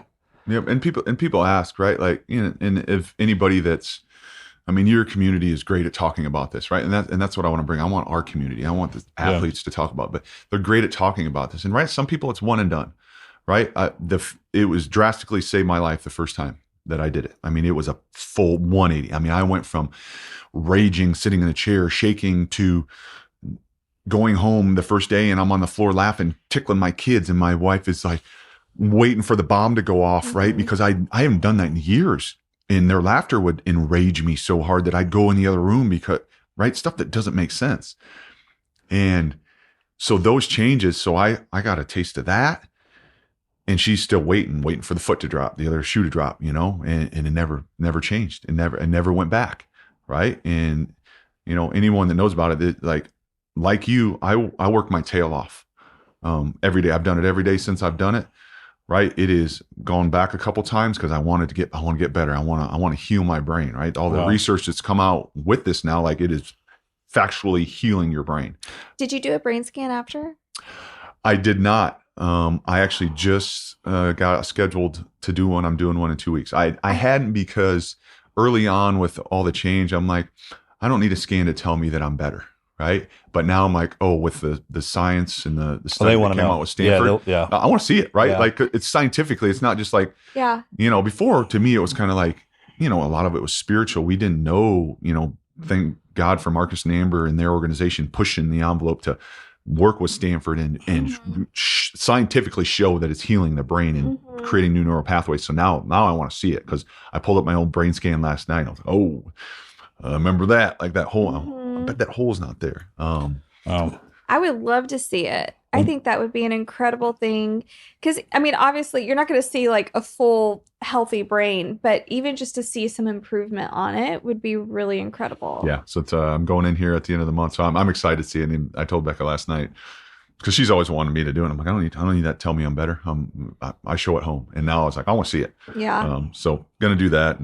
But yeah, I continue to, I've gone back, we've gone back multiple times, right? Because that's who we are. We want to be better. And once we saw the light, and I saw the light of, well, this is helping me be a better husband. I'm back as a partner to my wife. I'm a good father, right? And all these things that were going on that were leading down a path that was going to end very badly. It fixed all those. And I had, I talk about it now, the ideation, those things. And yeah, Becca reminded me of the story last night. A military guy I was introduced to that became kind of a friend. He actually ended up taking his life years ago. But he told me, he goes, if they told me to wipe dog shit on my face and it would help me, I'd do it. And it was, that was my mentality. I don't care. Tell me what to do. And that was with the believing in, talking to Marcus and Amber. It was like, I will do anything because I do want to be here, right? I'm aware enough that I'm not the person I was. And that treatment and what I continue to do gave, Becca said, she gave me my husband back, the guy I met in college. She's like, your eyes, like, see, like your awareness, a partner to help me with the kids. And the thing I tell people is it is not a magic deal. Like you, I work my tail off every morning. I'm a routine oriented guy. I'm up at 4:15 in the morning. I get up, I say my prayers. I get in my cold tub. I do some meditation. I get my workout. I do 2 to 3 to sometimes 4 hours a day. I get in my hyperbaric chamber to continue to help myself heal. But I know I'm a better person, a better father. So if I get up why do you get up at 4 o'clock? Because then I can have 3 hours of becoming myself, thinking clearly, acting like I want to act when my kids get up at 7 to get ready for school. So it's taught me all those things, right? It took away alcohol for us, right? And that's what it did. And it takes what it wants, right? Yeah. The first round, people ask me, like, why do you go back? Well, did it not work? I was like, no, the first round cleaned it. Yeah. That's not, when we talk about going back, it's because we had a physical injury that it's healing. And it'll take, because it worked us so hard that it backed off. It's like, if I go any further, I'll kill you. It'd probably just break you, right? So then think about that. It had the ability to back off. It's like, we got to come back, though. And then it went to work on the same thing. The first time we went in there, it was like, no drinking. We came out of there, woke up that first day, just, all right, it was gone. And that's what people don't understand, right? It's unbelievable. You can't believe that. You can't, on top of all the other stuff. I get it. Right? Not back on any pills, any pharmaceuticals. Nothing. Haven't taken a drink. Have not. Nothing. Since that day. Never had a touch of it and don't want to. Don't want to. Right? It's all these addictions, these things that clears up the medicines we're on. It's almost unbelievable. And, I tell, right? It was a mission within. The first times after that was Ambio, right? Between all those people, Marcus and Amber, like they're obviously great friends. Trevor, yeah. At Ambio, like those are the people, like constantly remind them what I owe them for what they did for me and my family. They all have an integral part of this healing journey, and I'm forever grateful of them. What do you say to people? Because this is something that I've heard people say as a fear for someone that's not done their research or anything. And they're like, well, if you're going back, are you just exchanging one drug for another? My answer to that is absolutely not. This is not something you could get addicted to. And it's not like they're going back a week later. They're waiting a year to go back and do this. What do you say to those people? I say once you've experienced, this is not something fun. So you try it. I feel I'm a tough guy, as Marcus is. Going back, especially after the first time, I'm scared. Scared shitless. Right? It is not a recreational thing. I was doing it for healing, and I'll admit I was scared every time I went, because it is not something you do for fun, but you realize and recognize what it is doing for you health wise, brain wise, spiritually wise. But there's nothing fun about it. right? It is strictly because we want to get better. Why did we go back? I'm not replacing it. I'm going back because I need growth, right? It fixed me. It took me and made me a different person, but it's also my personality. I can be better, right? Like I can get rid of these other things I need to get rid of, right? That first time wasn't enough. Some guys, it gets what it needs out of there. But that's my reasoning for going back, because I see how now the husband I am, the father I am, how I can sit here and talk without being anxious. I can go into public and chat with people. And my wife's like, you don't realize we didn't go anywhere, because you'd lose your mind, you'd rage out, or you'd stand in a corner shaking, like to where she didn't know what was going on. And now you're like, and how did I fix that? Back then I drank.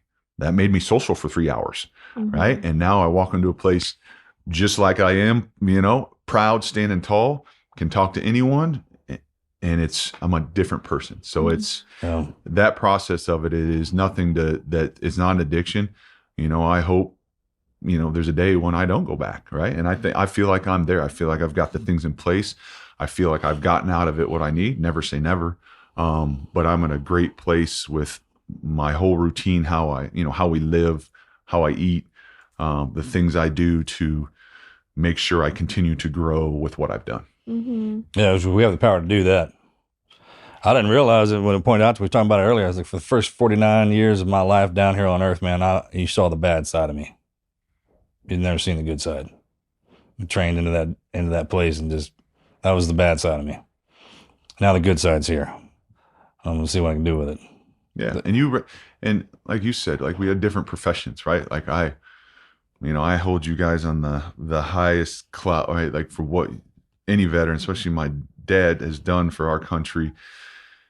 And it took you guys, your community, to make me realize, like, hey, it's okay that I, because I didn't feel worthy to be around you guys. Like, how can I have PTSD? I played football, right? How can I have all this damage? So to be around people that think alike and to know, like, hey, this is what we did. And a lot of people don't understand it, right? You and I sit in a room and talk, and I can tell you stuff because even Becca, right? She doesn't understand it. Doesn't mean she doesn't care. Will listen, but she hasn't been there. But when you can talk to someone, and that's what I hope to do to other athletes and my friends, like, hey, it's okay to talk. I get it. Yeah. Right. And it's speak okay. language. Right. And it doesn't sound crazy to me. Right. And that's, doing some stuff that, I'm firing up a organization now to help other athletes. I want to, I'm kind of basing after what Marcus and Amber did with vets, but on the athlete side to raise an awareness, right? And just hey, there's options out there. There is scientific data that shows it fixes what we got going on. In fact, I'm not even telling you to go down there. I'm telling you, I did, and it worked. And so did my buddy and a bunch of the guys like me. We're not trying to push this on you at all. I just want you to know that it's out there, though. That's what it does. And man, if you're not trying to jam that down their throats to make it, then that's a sign. Yeah. And my big thing is and again, I go back to your community, right? But you guys talk about it, right? It took a long time for you to do it, but you guys are on podcasts. There's 1,000 of you guys that have gone down there and done this, and it's okay to talk about it. And I used to be that way. If he can talk about it, I can talk about it. And our guys, athletes need to realize that, and it's getting better, but I want to raise awareness. We're starting a charity or a foundation. It's called Athletes for Care. Just same thing. It's community care is community advocacy, research, and education. I just want to raise awareness. Hey, there's options. It may not be Ibogaine for you, but hey, I do this. Yeah, that's right. There's levels. I do breathing. I do all these things, and just know what's going on in your head. You're not crazy, right? Your brain is literally damaged. Exactly. That we realize that it's a physical disease. Yeah. And you can get it tested and show you. And what the Stanford study showed that they did with Ambio vets push to have done with Dr. Nolan Williams is that the Ibogaine actually restores neuroplasticity in your brain. So just seen the look on the doc's face when he said that out loud the first time. I mean, that is an impossible feat. Really incredible discovery that no one thought could be done. Instead, it's like, oh, let's just mute your symptoms with this pill and with this pill and this pill. But now you can actually help restore your brain back to where it was. Not saying it's going to go 100%, but if there's any percent that's better, it's good enough. 100%. It is. And that's the thing, like, and that's where we can, the different initiatives I'm trying to be a part of, right? There's one here in Texas, the Texas I Begin initiative, Governor Rick Perry and the group that's like the scientific data. You cannot, right? In the past, you can say whatever, it's woohoo, it's spiritual, it's like there is scientific, concrete data in your face from high-level medical organizations. Hardcore docs that would never even, Right. never. And it's not a small improvement, right? Yeah. It is proving, showing in these scans of it is actually fixing, reversing, growing new neural pathways. Brain damage, yeah. It's undeniable. And so why would we not? Why are our military vets going to Mexico to do this? Why can't they do it here? Why are athletes, right? The concussion issue, right? There's been awareness of it. Why are we not offering this as a treatment? Well, and it's there's such a heavy focus on veterans because I feel like veterans are always the guinea pigs for anything new. Here we are. But They can handle it. They handle it. but this can help with anybody. You're in a car crash. You're in you did any sport that had concussions, or you just fell on something. Like, it's not, you don't have to have been an extreme alpha to benefit from this. Matter of fact, when I hear people when they said I've been through the Iowa game, it changes the way I look at them, because you can't lie to that thing. Once it go, you just Yeah. Yeah, But no matter what you've been. No matter what. I've been with, I know civilians, right? The normal, but they had this trauma or this car wreck, or the stuff that it's doing, like you said, for everyone. I mean, they're testing people with Parkinson's. Well, Marcus's cousin has MS, and she went down. She wasn't in the military or anything. She was,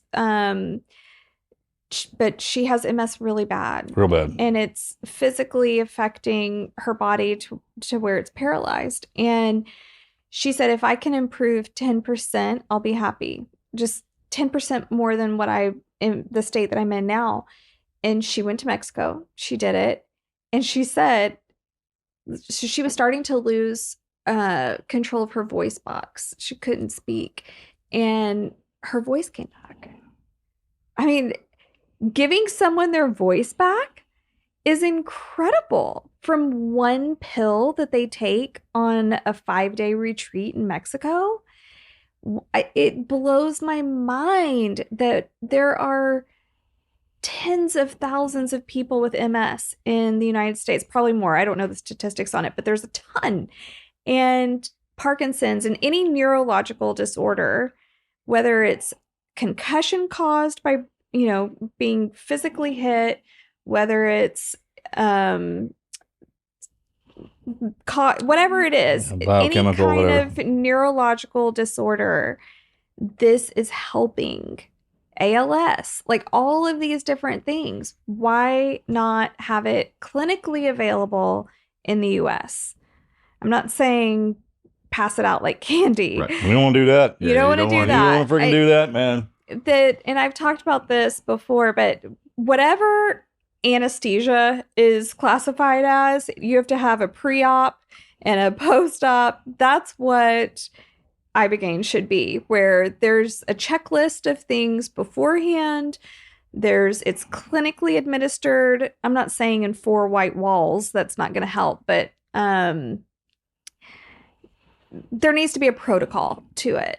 And it can heal millions of people with addictions, with head traumas, with physical paralysis because of neurological disorders. Yeah, I think that's part of me. Like, it's taken years, right? It's a 4-year journey since we started. Yeah. And now I'm ready to talk about it. One, because I've reached out to friends that are struggling, that I've played with, that have cognitive issues, alcoholism, a gamut of things. And I'm like, just think about this, right?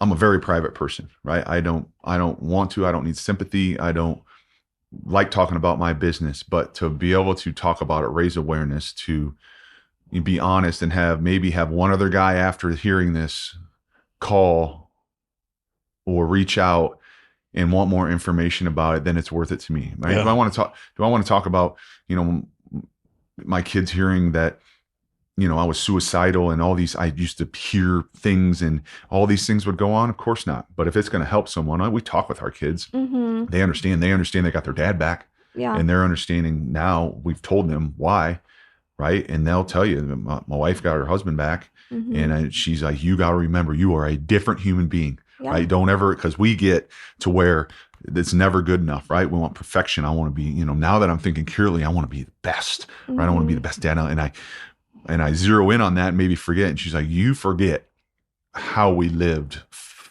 pre 4 years ago. Yeah. Like what you were like. They And call it before medicine. how you handle things, right? Things, yeah, exactly. And Mhm. and she's like, the reaction you would have now, and she laughs. There'll be times she'll laugh because something will happen and she'll laugh. And I'm like, what's so funny? She goes, you realize how you would have handled that before? You would have gone off the deep end because of this little thing happened, or you would be raging in the car or at the soccer game. Right? And I think we do need to be open with our kids about it, because that is what has caused this whole stigma on psychedelics is no one ever talked about the health benefit of this medicine. And it has this like secretive, dark, mysterious reputation that is scary. But if you openly talk about it as a healing agent, then it's not scary anymore. So I do think it needs to have a more public, people just need to be more open about it. For sure. And I've learned you talk to people that I think they won't get it, right? So Yeah. I go back to my college coach, very close. Kirk Ferentz, I'm very close with him, talk to him a lot. Chris Doyle, my old strength coach, talk to him weekly. I've, guys that I'm like, oh, they won't understand this, right? But those are guys that have been in my life that through, even before all this, were like, hey, we know what you did to your body, for us, for the game. We know how you played, how you doing, right? Guys that continue, like it's not shoved under the rug, right? And nothing against any other coaches, but I've had coaches like, how you doing? Oh, great, right? Don't even let you say, like, you don't want to hear. Yeah. So, and I bring it up, I'm very open, right? And I talk to them about it and they're like, I'm glad you found something. Send me more information, right? There is openness within certain groups. So let's not, hold it all in. And the people that are skeptical, like, here's the data. You want data? Okay, here it is. Yeah. And the biggest thing for anyone is go talk to my wife. Yeah. Talk to you. Talk to someone that sees the change of someone that's done it. Then talk to the doctor, right? And after that, it's undeniable. We need to talk about it and get rid of this whole stigma of what a psychedelic is, because it is a healing medicine, and it's proven scientifically and spiritually and just in your everyday life. Like it's an amazing deal. And I, like I said, I'm glad, like I'm back. Right. Yeah. And I say it, I'll never forget that. And I say it all the time. I get up and good or bad day, I'm back. Kind of upset it took this long for me to get a hold of that. I love that. Thank you for sharing bro. your story. Thanks, man. So with the foundation, how can athletes find out more about what you're doing with Athletes for Care? Yeah, so we're in the very beginning stages. We're we got our website uploaded, so it's athletesforcare.org, all written out in words.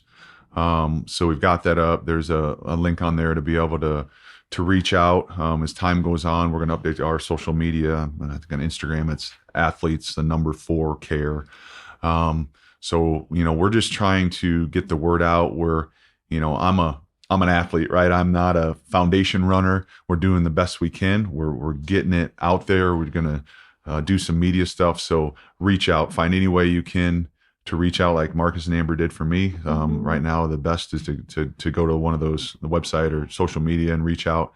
And we'll continually be putting more information up. We're going to do some events. We're going to do fundraising, right? I want to be able to, guy needs it. Let's get him down there. Cause that's the other stigma with I think athletes, the normal person, all athletes are millionaires. Yeah. There's a lot of guys that have done well. There's the vast majority of guys aren't the guys you hear about, and if a guy, it doesn't matter, right? And my wife said that, it doesn't matter what, a guy has or doesn't have. If a guy needs help, we want to get him help. Right. And so if reach out that way, and yeah, just talk to somebody. At the end of the day, talk to someone. That's what I did. And I think I monthly text Marcus Capone and Amber and say, thank you for what? Thanks for picking up that email or that call that I had, right? And, so just reach out. You got to want it. I wanted it at that point I wanted help. And the reaching out, and I've got a community now around me, like you guys included, like we said, like it's family now. My circle's still very tight, right? But that family I've gotten through this, man, that's the best part of this whole thing. Not only get my life back, but getting more people in our family. And I think, you guys and what you did, having them on, right? Like that's part of the circle, right? Just very appreciative of everyone that's been involved. Good job, brother. Yeah. Appreciate y'all. Thank you. Yeah, thanks for having me. This is the Team Never Quit podcast. So buckle up, Buttercup.